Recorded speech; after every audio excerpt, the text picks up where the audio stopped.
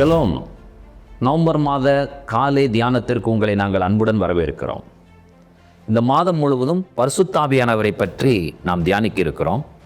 ஆதியாகமம் முதல் வெளிப்படுத்தின விசேஷம் வரை பரிசுத்த ஆவியானவர் பல்வேறு பெயர்களில் அறியப்பட்டிருக்கிறார். அவரை பெற்றுக்கொள்வதும் அவரை பற்றி அறிந்து கொள்வதும் பரிசுத்த ஆவியானவரை அப்பியாசப்படுத்துவதும் நம்முடைய வாழ்க்கையில் மிக மிக அத்தியாவசியமான காரியங்களில் ஒன்றாய் காணப்படுகிறது. வாருங்கள், பரிசுத்த ஆவியானவருடைய நிறைவை பெற்று அவருக்குள் நாம் நிலைத்து வாழ கர்த்தர் நமக்கு உதவி செய்வாராக. ஷலோம்.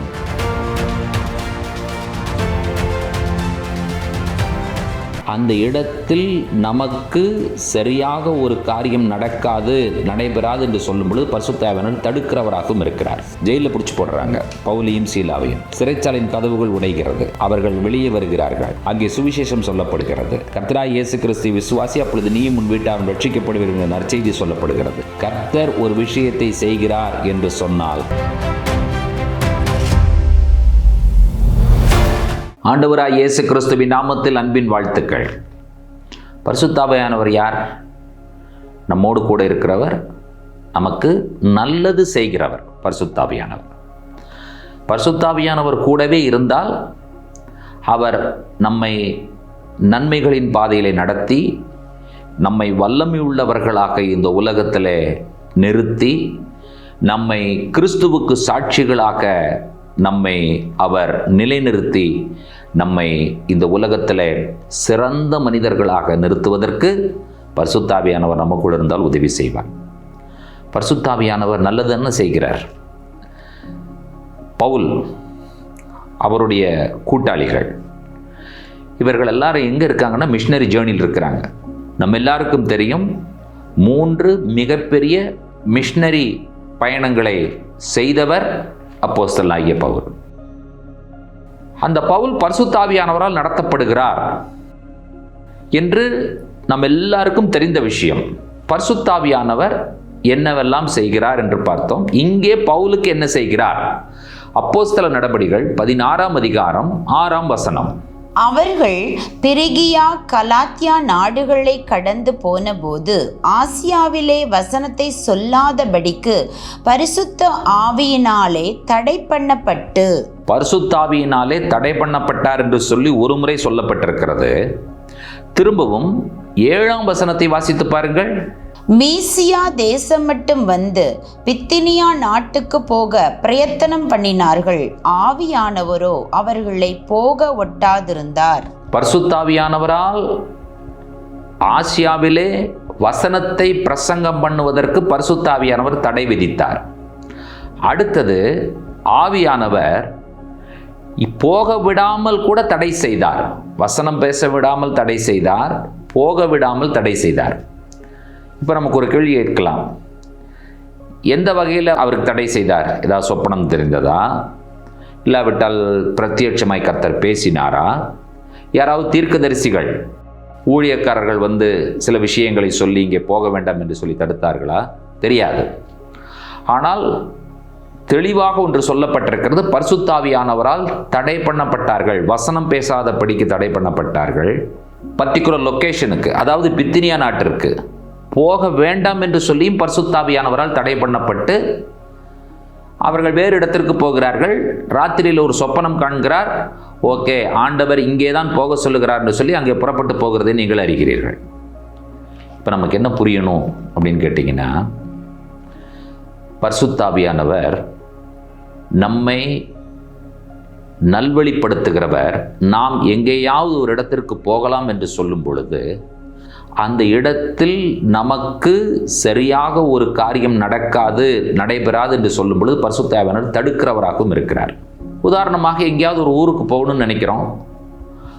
அந்த ஊருக்கு போகிற ட்ரெயினை கேன்சல் ஆகலாம், பஸ் கேன்சல் ஆகலாம், ஃப்ளைட் கேன்சல் ஆகலாம், சில சமயம் ரோடு பிளாக்குகள் இருக்கலாம். இப்படி பார்த்தீங்கன்னு சொன்னால் இந்த விஷயங்களெல்லாம் நடைபெறும் பொழுது நாம் என்ன செய்யணும் கூட, அப்செட் ஆகக்கூடாது. ஒரு சிலருக்கு பார்த்தீங்கன்னு சொன்னால் நம்ம குறிப்பிட்ட ஒரு காலேஜில் அட்மிஷன் கேட்டிருப்போம், அங்கே கிடைக்காது. வேற எங்கேயாவது ஆண்டவர் ஒரு வழியை திறந்திருப்பார். ஆனால் நம்ம அங்கே போகிறதுக்கு நம்ம ஹெசிடேட் பண்ணுவோம். ஆனால் அங்கே ஒரு நன்மையை ஆண்டவர் வைத்திருப்பார்.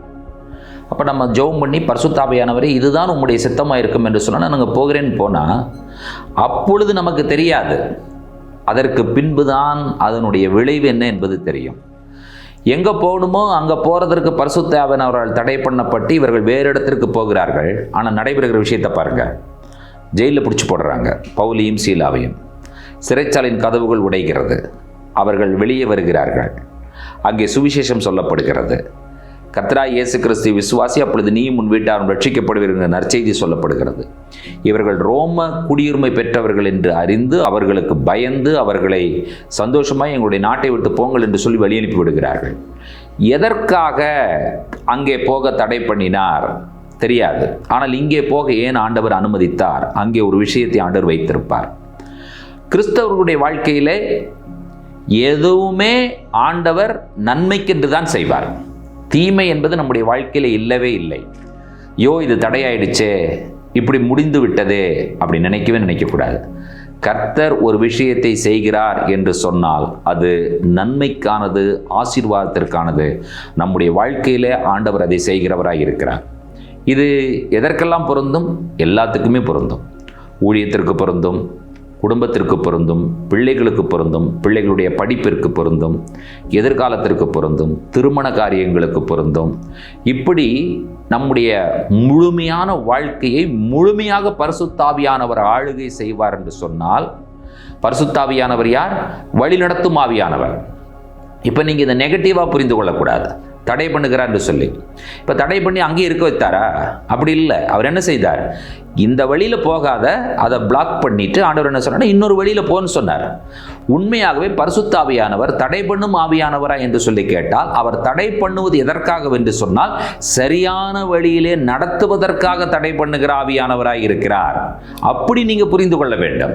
நம்ம என்ன தடை பண்ண, இது தடைகள், நம்ம என்ன சொல்லுவோம்? தடைகள் எல்லாம் மாறட்டும் ஆண்டவர் அப்படின்னு சொல்லி நம்ம ஜெபம் பண்றோம்ல.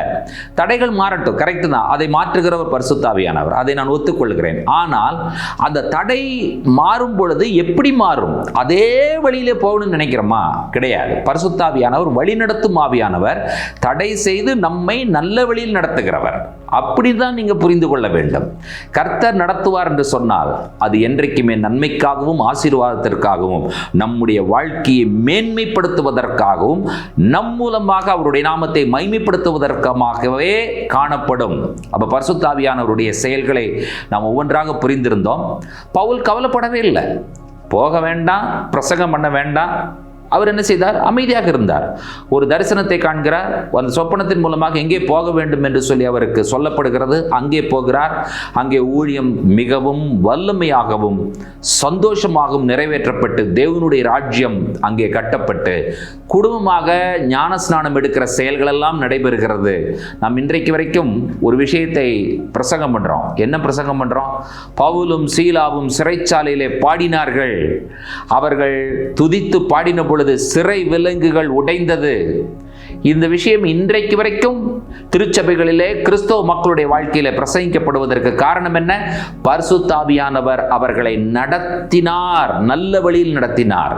அப்ப நம்ம தீய வழியில் போகும்பொழுது நம்மை தடுக்கிறார், நம்மை தடுத்து நல்ல வழியில் நடத்துகிற பரிசுத்தாவியானவராய் இருக்கிறார். நம்முடைய வாழ்க்கை பரிசுத்தாவியானவரால் நிரப்பப்பட்ட ஒரு வாழ்க்கை. அந்த பரிசுத்தாவியானவரால் நிரம்பின ஒரு வாழ்க்கையை நாம் வாழும் பொழுது நாம் எந்த வழியில் போகிறோம் என்பதை தீர்மானிக்கக்கூடியவர் பரிசுத்தாவியானவராக இருக்கிறார். நாம் என்ன செய்யணும்? ஆண்டவரே, என்னுடைய வாழ்க்கையில் நான் எடுத்து வைக்கிற ஒவ்வொரு ஸ்டெப்பையும் நீங்க தீர்மானம் பண்ணுங்க. நான் ஒருவேளை ஒரு தவறான அடி எடுத்து வைப்பேன் என்று சொன்னால் என்னை தடுத்து நான் சரியான பாதையில் அடி எடுத்து வைப்பதற்கு என்னை நடத்துங்கன்னு சொல்லி நீங்கள் ஆண்டவரிடத்தில் கேளுங்க. நம்மை நடத்தும் உண்மையுள்ள பரிசுத்தாவியானவர் நமக்குள்ளாக வாசம் பண்ணுகிறார் என்பதை இன்ற கால வேளையிலே நாம் பெற்றுக்கொள்ளுகிற சந்தோஷமான நற்செய்தி. ஜெபிப்போம். உன்னதங்களில் வாசமாகியிருக்கிற எங்கள் அன்பின் ஆண்டவரே, இந்த ஆசீர்வதிக்கப்பட்ட காலை பொழுதிலே பரிசுத்தாவியானவரை நாங்கள் புரிந்து கொண்டிருக்கிறோம். முழுமையுமாய் எங்களுடைய வாழ்க்கையை நீர் ஆளுகை செய்கிறீர். உம்முடைய ஆளுகையின் நிமித்தமாய் ஆண்டவரே, நாங்கள் அடியெடுத்து வைக்கிற ஒவ்வொரு அடியையும் நீர் நிதானிக்கிறவர், எங்களை நடத்துகிறவர். அதற்காக நாங்கள் நன்றி சொல்லுகிறோம். ஆண்டவரே, ஒரு காரியம் கர்த்தாவே உம்மால் தடைபடும் பொழுது அது தடை அல்ல, அது எங்களுடைய ஆசீர்வாதத்திற்காக என்பதை நாங்கள் புரிந்திருக்கிறோம். கர்த்தர் நடத்துகிற ஜீவனுள்ள பாதைக்காக நாங்கள் நன்றி சொல்லுகிறோம். எப்பொழுதுமே எங்களுடைய வாழ்க்கையில் நீ நன்மைகளை செய்து எங்களுடைய வாழ்க்கையில் வாழ்க்கையை உயர்த்துகிற தேவன். அதற்காய் நன்றி. சகல துதி கனமை உமக்கே ஏறெடுக்கிறோம். இயேசு கிறிஸ்துவின் நாமத்தில் பிதாவே, ஆமேன், ஆமேன். நம்முடைய கர்த்தராகிய இயேசு கிறிஸ்துவின் கிருபையும் பிதாவாகிய தேவனுடைய அன்பும் பரிசுத்த தேவாவியானவருடைய அந்யோன்ய ஐக்கியமும் சிநேகமும் நம்மளோடும் கூட கர்த்தருடைய வருகை பரியந்தம் நீடித்து நிலைத்திருப்பதாக.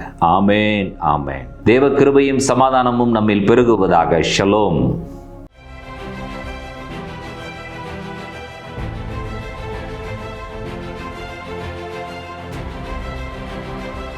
கிறிஸ்துவினுடைய ஆவி. கிறிஸ்து என்று சொன்னால் அபிஷேகம் பண்ணப்பட்டவர், அனாயிண்டட் ஒன். நான் மனிதரையா அல்லது தேவனையா, யாரை பிரியப்படுத்த விரும்புகிறேன்?